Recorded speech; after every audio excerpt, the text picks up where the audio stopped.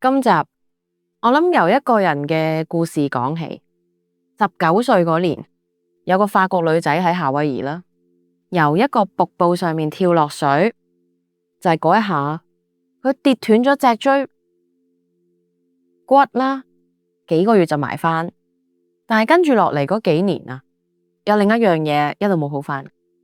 佢形容自己好似同成個世界隔咗一層，情緒低落，成日焦慮，做乜都冇晒精神嘅。後來佢去咗讀書，讀嘅係生物化學啦。佢想搞清楚一件好個人嘅事啦，自己個身體究竟發生緊乜？做研究嗰陣，佢喺自己隻手臂上面帶咗一個24小時量血糖嘅感應器。要講清楚啦，佢冇糖尿病，佢淨係想睇下自己食完嘢之後，身體入邊嗰條線係點樣。帶咗一段時間，佢見到一樣佢冇諗過嘅嘢。佢話咁血糖上落得最急嗰啲日子，但係佢情緒最差、最冇力嗰啲日子。我要即刻補一句，呢個係佢自己嘅觀察，唔係研究結論。但係佢由嗰日開始一路追落去講呢個故事，唔係想講佢有幾傳奇，係因為佢當時嗰種狀態呢，好多人都有另一個版本呢。我一食完晏晝就眼瞓，3點鐘就想搵嘢送口，明明食飽咗，2個鐘之後又話肚餓。我要先講清楚啫，呢啲感覺好常見，而且呢，大部分時候都唔係病噶啦，瞓得唔夠，嘅壓力大，又或者食緊嘅藥一樣會咁。血糖只係其中一個可能，唔係預設答案。而呢啲事通常一句呢就打發咗年紀大啦，瞓得唔夠啦，於是呢，冇人再問落去啦。點解偏偏係食完之後？呢本書叫《控糖革命》，繁體版嘅書名仲誇張，叫做90%嘅病控糖就會好。作者呢叫 Jessie， 係一位法國嘅生物化學研究者。咁我要一早呢就講明一樣嘢啦，佢唔係醫生。呢一點呢，去到今集呢，後半段呢會好緊要啦。聽完今集，你會有3樣嘢。第一，你會知道血糖峰值實際上係乜。第二呢，你會攞到3個唔使教都做得到嘅改動。第三，我會同你講埋本書邊度講大咗，同埋幾時應該去揾醫生，而唔係揾食譜。先講返最基本嗰樣，你食落去嘅飯啊、粉麵啦、麵包啊、糖水呢，喺胃同腸入邊呢會被拆散，變咗葡萄糖啦，然後入血。血糖升本身好正常，作者關心嘅唔係升，係點樣升。一種係好急咁衝上去，然後又跌返落嚟。咁另一種呢係緩緩咁上嘅，緩緩咁落。佢話呢，同一份熱量，2條線可以差好遠啦。佢用咗一個好易明嘅講法，血糖急升嗰陣，身體要即刻出胰島素去執得急，就容易一次過拉低咗，跟住你就眼瞓啊，又想搵嘢食。呢個係本書嘅解釋框架，唔係鐵板釘釘嘅定論。要講清楚啦，喺一個健康冇糖尿病嘅人身上，血糖上上落落會慢慢傷你呢件事，到今日都仲未有實證啊。呢一點今集後半段會拆得清楚啲。不過呢，喺香港呢，有一組數字係實牙實齒嘅。香港衛生署2020到22年嗰個人口健康調查發現，15到84歲嘅人入邊，糖尿病嘅總患病率係8.5%，而入邊有3.1%係佢哋自己從來唔知，驗完血先發現嘅。去到65歲以上啦，呢個比例升到19%。呢個數字佢先至係今集真正嘅理由啦，唔唔係因為血糖係潮流啦，而係因為呢件事呢，可以喺你完全唔知情之下 call 足好耐。所以今集講嘅嘢代替唔到一次驗血。如果你好耐冇驗過呢，約醫生啦，比聽完呢集呢有用得多。仲有一個數字，作者好鍾意引啦。咁2019年啦，一個用美國全國健康調查數據做嘅分析發現啦，8700幾個成年人入邊，腰圍啊、血糖啊、血壓啦、血脂5項全部達標嘅，得12%。我要加一句啦，呢個係美國數據咯，唔可以原封不動搬落香港，但係佢指嘅方向呢，值得你當個提醒。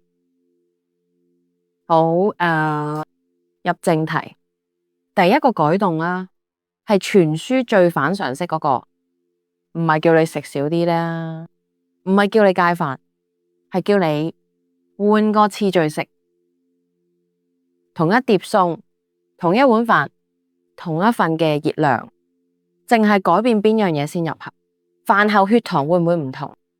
答案係會，而且喺研究入邊差距唔細。喺2015年啦，一隊紐約嘅研究人員喺 Diabetes Care 登咗一個細規模嘅實驗，11個有2型糖尿病嘅超重成年人食2次一模一樣嘅餐，隔1個禮拜自己同自己比，一次係先食飯同麵包，另一次咧係先食菜同肉，澱粉係留到最後至食啦。咁結果喺餐後30分鐘嘅血糖低咗差唔多30%，所以嗰次序好簡單啊，先食晒，跟住肉啦、蛋、豆腐啊、魚，最後至到飯同粉麵。如果餐尾想食甜嘢，都係擺喺餐尾食啦，唔好留到下晝3點，單獨淨食一件。呢招對廣東人嚟講呢，其實好就手。我哋出去食飯，本身就係一碟碟上台，你落筷嗰陣先夾2-3啖菜，再夾餸，最後至扒飯，零成本，唔使多花1蚊。咁飲湯呢，作者冇特別講廣東湯，但係如果你飲嘅係有渣有菜嗰種，當佢係先食菜，合理咯。如果係好甜嘅糖水，咁佢就係甜品，唔係湯。講返老實話，呢個研究得11個人呢，而且全部係糖尿病人，同一隊人之後呢，做過幾次類似嘅實驗，包括呢糖尿病前期嘅人啦，方向一樣，但係對住一個冇病嘅人，長遠會點啊？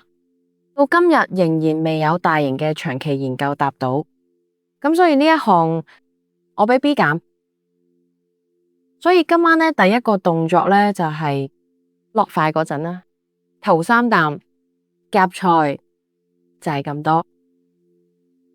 第二個改動呢，唔關食乜事，係關食完之後嗰10分鐘事。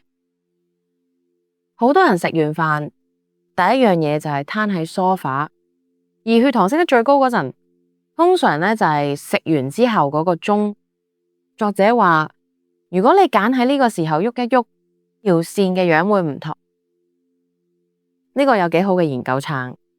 2016年紐西蘭一個交叉設計嘅試驗，41個2型糖尿病人喺埋試2種安排啦，一種係一日搵時間行路30分鐘，咁另一種呢係3餐之後每餐行路10分鐘，結果呢，餐後血糖平均低咗大約1/2，而效果呢，最集中喺晚飯之後嗰3個鐘低咗成2成，同上面嗰個研究一樣。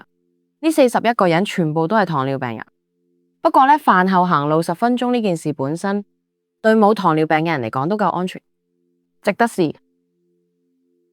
而行路10分鐘呢5個字呢，唔係要你去做運動，洗完碗抹台、落樓掉垃圾、散步去試多買支水，全部都記，重點淨係一句，唔好即刻坐低。所以第二個動作呢，晚飯之後企多10分鐘㗎。咁如果3餐都做到，梗係好嘅。但係最抵做嗰餐係晚餐，呢度要停一停咯。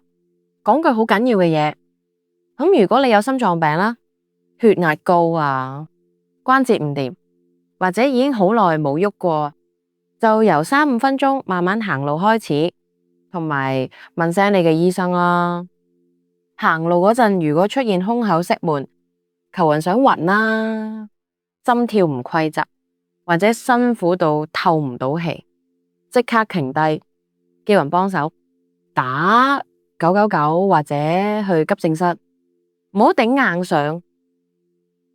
第3個改動啦，係書入邊最多人試，但係我要打個折扣講嘅一個作者嘅建議係，開餐之前用一杯水溝1茶匙到1湯匙嘅醋，飲咗佢。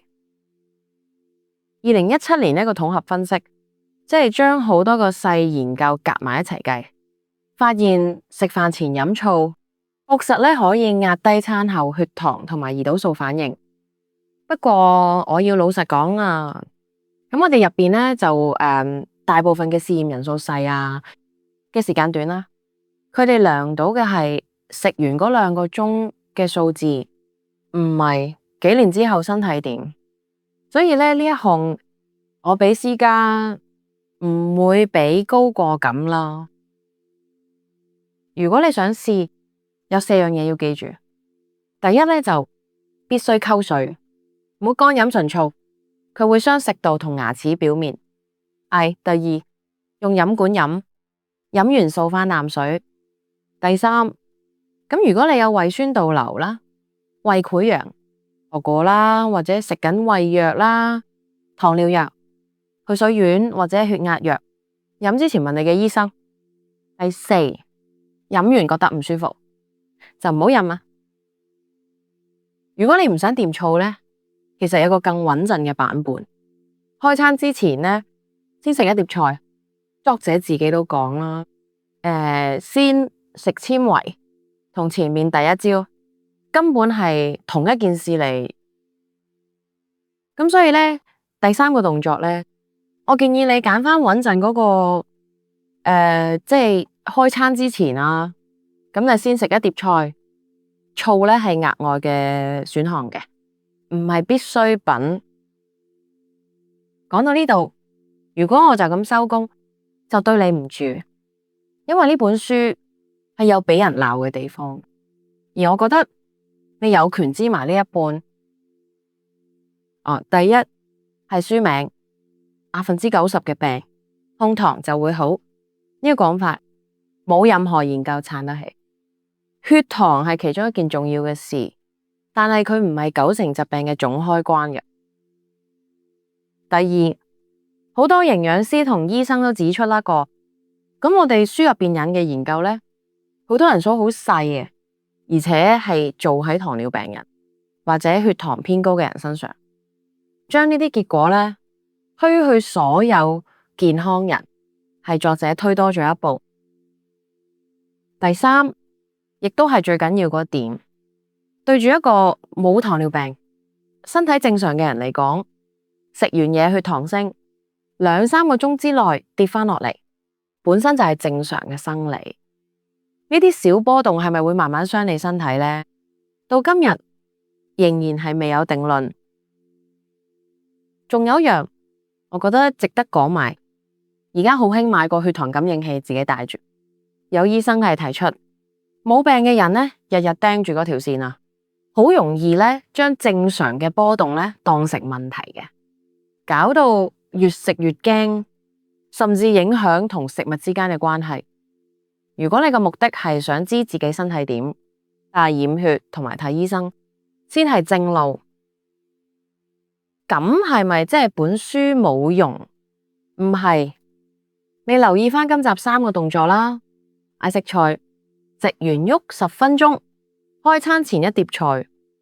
就算你完全唔信血糖峰值呢一套講法，呢三樣嘢本身都係好嘅飲食同活動習慣啦，零成本、低風險啊，唔使戒口所以我保留佢哋，但係咧我唔會用90%疾病呢個包裝賣俾你。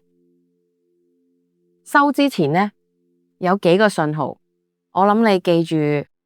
咁如果你成日口渴呢，飲極都仲渴咯，夜尿多咗，食極都唔飽，但係體重無故跌嘅傷口呢，好耐先埋口嘅，視力蒙蒙地，或者手腳麻痹啊，好似針吉咁，呢啲唔係換個食法可以處理嘅事，去睇醫生咯，驗個血。